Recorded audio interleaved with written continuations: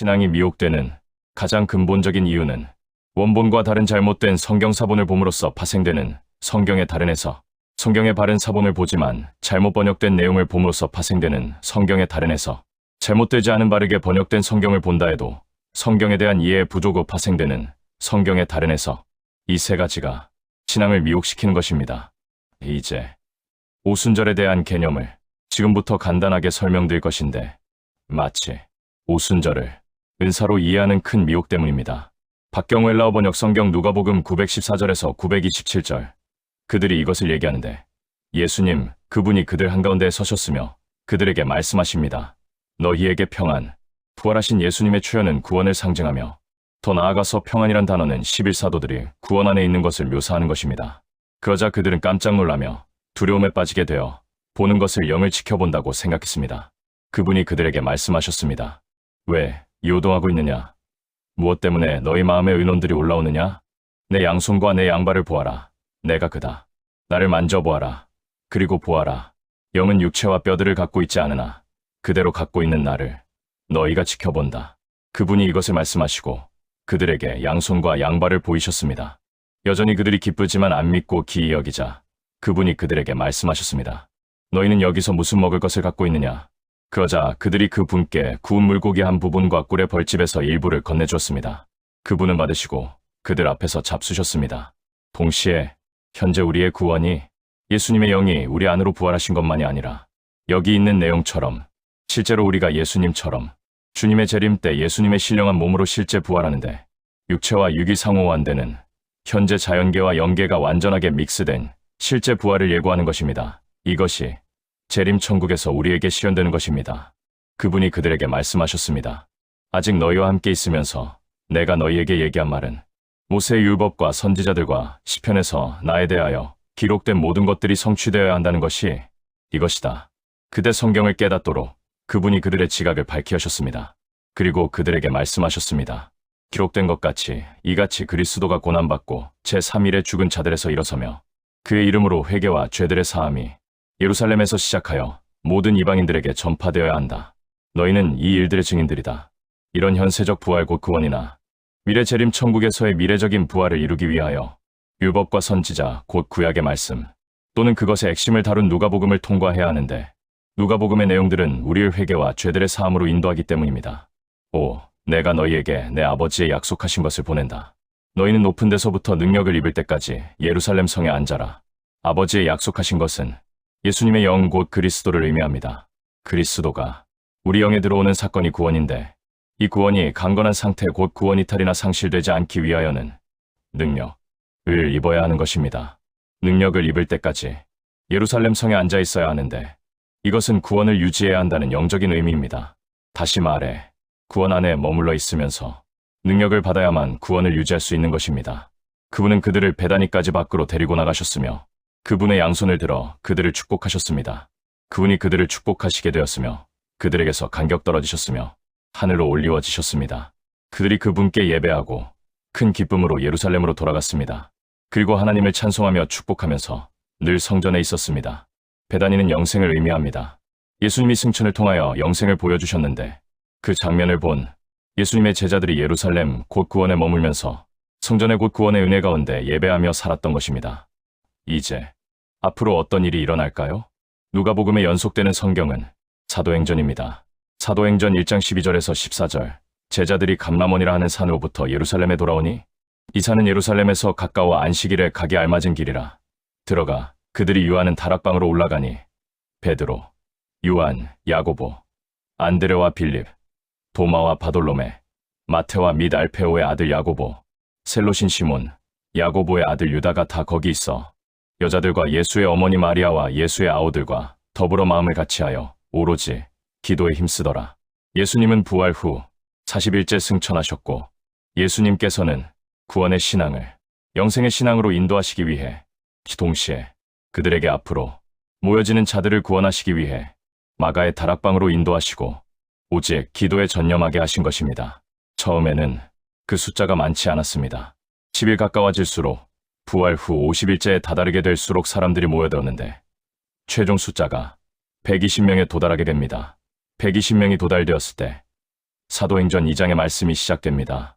사도행전 2장 1절에서 4절, 오순절 날이 이미 이름에 그들이 다 같이 한 곳에 모였더니 호련히 하늘로부터 급하고 강한 바람 같은 소리가 있어 그들이 앉은 온 집에 가득하며 마치 불의 혀처럼 발라진 것들이 그들에게 보여 각 사람 위에 하나씩 임하여 있더니 그들이 다 성령의 충만함을 받고 성령이 말하게 하심을 따라 다른 언어들로 말하기를 시작하니라.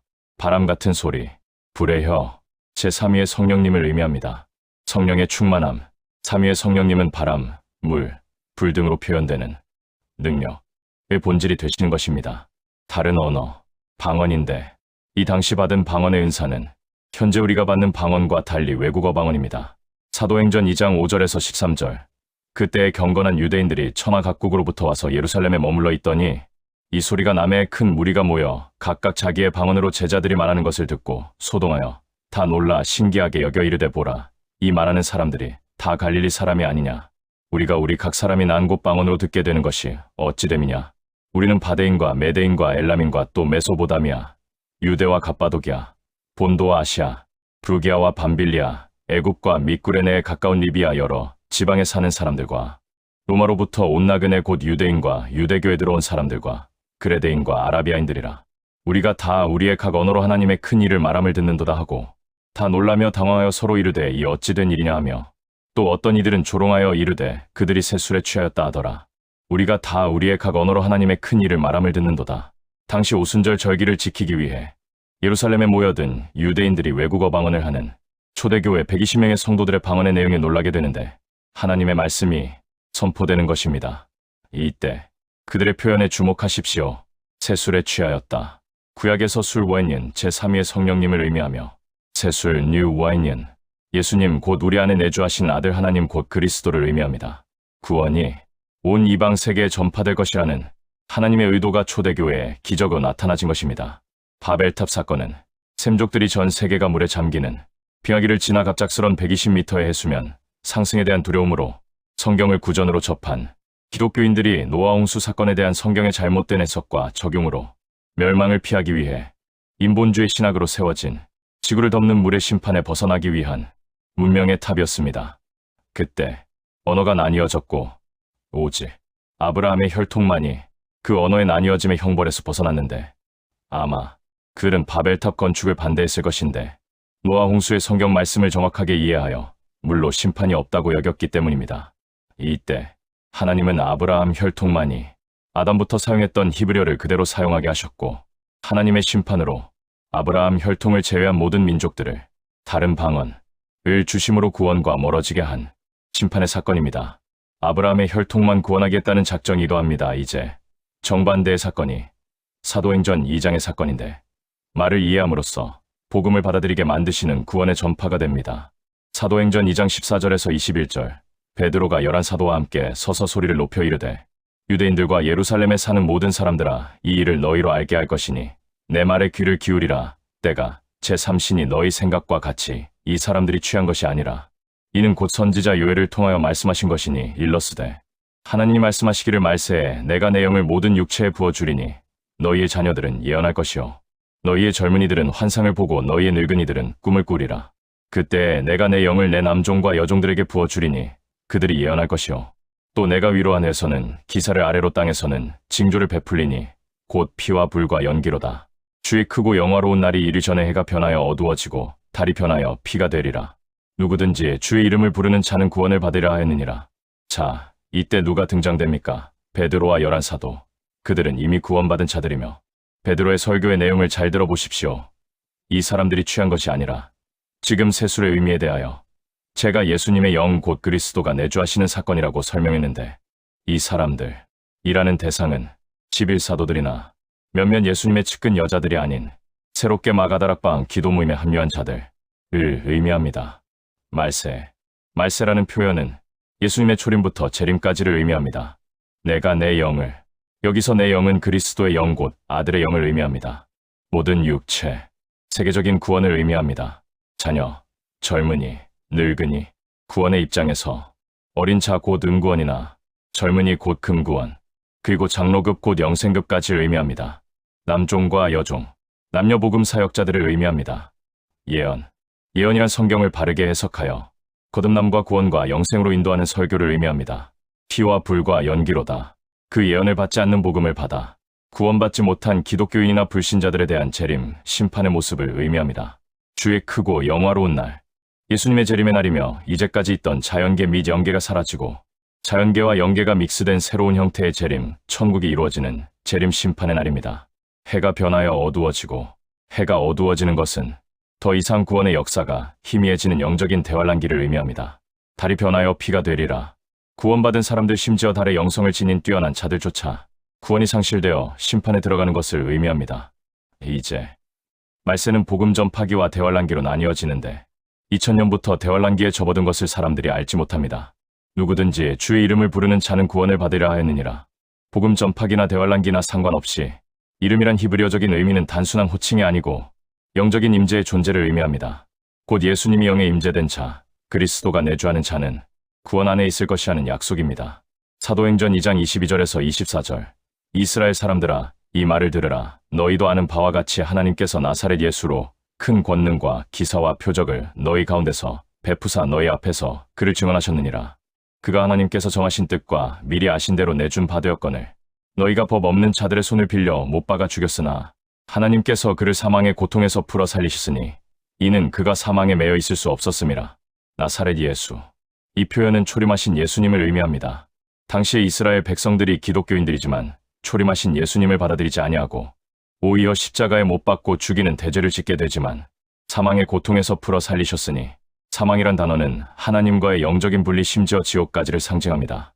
예수님의 영이 지옥이라는 사망 가운데서 살려지셔서 다시 부활하신 것인데 그 부활의 장소가 이스라엘 나라가 아니라 영적으로는 구원받을 신명인 것입니다. 사도행전 2장 25절에서 28절. 다윗이 그를 가리켜 이르되 내가 항상 내 앞에 계신 줄을 배웠으며 나로 요동하지 않게 하기 위하여 그가 내 우편에 계시도다. 그러므로 내 마음이 기뻐하였고 내 혀도 즐거워하였으며 육체도 희망에 거하리니 이는 내 영혼을 음부에 버리지 아니하시며 주의 거룩한 자로 썩음을 당하지 않게 하실 것이묘다. 그에서 생명의 길을 내게 보이셨으니 주 앞에서 내게 기쁨이 충만하게 하시려다 하였으므로 내가 항상 내 앞에 계신 줄을 배웠으며 나로 요동하지 않게 하기 위하여 그가 내 우편에 계시도다. 다윗이 자기 안에 계신 아들 하나님 곧 예수님의 영 곧 그리스도를 영적으로 보고 있는데 우편 곧 가장 다윗의 마음 중심에 계시다고 선언하는 것입니다. 예수님은 아담부터 재림까지 모든 인류에게 그리스도로 오시는 구원자인 것입니다. 단지 다윗은 영성이 뛰어나 예수님의 존재를 영으로 느끼고 보는 계시의 사람입니다. 내 마음이 기뻐하였고 내 혀도 즐거워하였으며 육체도 희망에 거하리니 구원 곧 예수님의 내주하심으로 다윗이 항상 기뻐하였고 찬양이 흘러나왔으며 썩어져가는 육체 곧 죽음 앞에서도 당당했는데 천국의 소망이 넘친 것입니다. 내 영혼을 음부에 버리지 아니하시며 주의 거룩한 자로 썩음을 당하지 않게 하실 것이미로다. 내 영혼은 예수님의 영을 의미하는데 지옥의 고통에서 벗어나 부활하신 모습입니다. 그리고 그 부활의 장소가 바로 다윗의 영 그리고 믿는 모든 자의 영이 되는 것입니다. 그에서 생명의 길을 내게 보이셨으니 주 앞에서 내게 기쁨이 충만하게 하시리로다. 생명의 길은 천국 가는 길이며 동시에 하나님과 교통하는 생명의 연장선을 의미합니다. 다윗이 예수님의 내주하심을 통하여 기쁨이 충만한 삶을 살게 된 것입니다. 사도행전 2장 29절에서 32절. 형제들아, 내가 조상 다윗에 대하여 담대히 말할 수 있노니 다윗이 죽어 장사되어 그 묘가 오늘까지 우리 중에 있도다. 그는 선지자라 하나님이 이미 맹세하사 그 자손 중에서 한 사람을 그 위에 앉게 하리라 하심을 알고 미리 본 고로 그리스도의 부활을 말하되 그가 음부에 버림이 되지 않고 그의 육신이 썩음을 당하지 아니하시리라 하더니 이 예수를 하나님이 살리신지라 우리가 다 이 일의 증인이로다. 선지자의 영적인 의미는 본인이 천국에 들어가며 다른 사람을 천국으로 인도하는 자를 의미합니다. 그 자손 중에 한 사람, 육체적으로 메시아 곧 그리스도로서 그 위에 앉게 하리라. 그 위는 오번역이며 자기 보좌입니다. 우리 영 안에 있는 자기 보좌에 앉게 되시는 것입니다. 그리고 우리를 의로 통치하셔서 죄의 힘에서 해방시키시고 의의 힘을 발휘케 하시는 것입니다. 사도행전 2장 33절에서 36절. 하나님이 오른손으로 예수를 높이심에 그가 약속하신 성령을 아버지께 받아서 너희가 보고 듣는 이것을 부어주셨느니라. 다윗은 하늘에 올라가지 못하였으나 친히 말하여 이르되 주께서 내 주에게 말씀하시기를 내가 내 원수로 내 발등상이 되게 하기까지 너는 내 우편에 앉아 있으라 하셨도다 했으니 그런즉 이스라엘 온 집은 확실히 알지니 너희가 십자가에 못 박은 이 예수를 하나님이 주와 그리스도가 되게 하셨니라 하니라. 하나님이 오른손으로 예수를 높이심에 5번역입니다. 하나님의 손으로 올리워지셨는데 지옥에서 올리워지시는 장면입니다.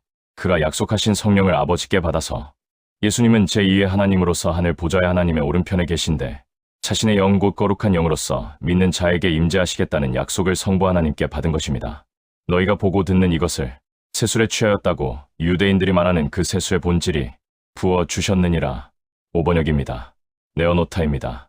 곧 예수님의 영을, 그리스도를, 보혜사 성령을 구원받을 믿는 자들에게 내어놓으신 것입니다. 이것이 구원에 대한 이야기가 아닙니까?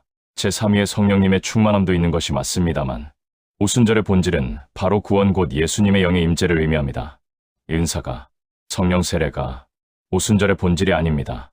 구원이 오순절의 본질입니다. 문제는 기독교인들은 자신들이 모두 구원받았다는 거짓된 착각을 갖고 있는 것입니다. 잘못된 구원의 확신, 교리적인 또는 교의적인 구원관, 은사나 체험이나 응답이나 계시나 신앙 고백을 구원으로 아는 미혹들, 이것이 오늘날 사도행전 2장을 곡해하게 만든 근본 미혹이며 이 근본적인 미혹에서 오순절을 은사를 성령 세례로 또는 구원의 증표로 오해시키면서 미혹된 성경 해석을 통한 종파를 출범을 일으킨 원흉이 되는 것입니다. 다윗은 하늘에 올라가지 못하였으나 다윗이 아직 죽어서 천국에 들어가지 않은 상태임에도 불구하고 주께서 내 주에게 말씀하시기를 육신에 거하면서 주 곧 성부 하나님을 계시를 통하여 보며 내 주 곧 성자 예수님 곧 그리스도를 계시를 통하여 보는 것입니다.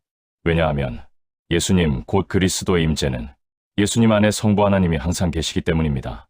단지 우리가 구원 안에서는 성부 하나님의 임재를 경험할 수는 없는데 성소와 지성소 사이의 휘장처럼 하나님의 영광이 가리워져 있기 때문입니다. 선지자 곧 영생급에서 이 휘장이 갈라져 성부 하나님의 임재를 경험할 수 있는 것입니다. 내가 내 원수로 내 발등상이 되게 하기까지 예수님의 영이 우리 안에 들어오시면 내 원수 곧 우리 안에 자아와 같은 원귀신 곧 우리 안에 마귀를 발로 밟으시는 것입니다. 너는 내 우편에 앉아 있으라 하셨도다. 예수님은 성부 하나님의 우편 곧 영적으로 성부 하나님의 가장 중심부에 계십니다. 너희가 십자가에 못 박은 이 예수를 당시 유대인들이 초림하신 예수님을 십자가에 못 박았습니다. 그러나 예수님은 내 죄로 말미암아 지옥의 형벌을 받으시고 우리 안에 영광의 왕으로 내주하시는 사랑의 왕이 되십니다. 동시에 내 죄로 말미암아 십자가의 고통을 당하고 계시기에 예수님의 십자가 위에 유대인의 왕이라는 표말이 붙은 것입니다.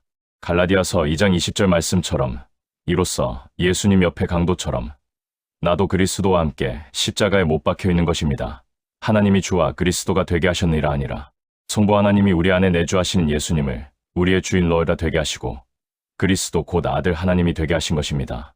예수님의 영이 우리 안에 들어오실 때 하나님과 동등되신 하나님의 아들로서 성부 하나님을 섬김으로써 우리가 그 빙의를 통해 내 영이 하나님을 아버지로 섬기게 되는 것이며 하나님의 의가 예수님의 능력으로 이루어지는 것이고 이 하나님의 의가 충족됨으로써 천국을 상속하는 상속권 곧 장자권을 획득하는 것입니다. 예수님과 같은 삶, 작은 예수로서의 삶이 우리 인생에 재현됨으로써 초림하신 예수님과 같은 설교, 치유와 축사, 하나님 뜻대로 사는 삶, 이 우리에게 이루어지는 놀라운 New Thing, 새 창조가 이루어지는 방법론, 이것이 구원인 것입니다. 할렐루야. 2026년 3월 26일 오후 11시 30분 박경우 목사가 하나님의 집에서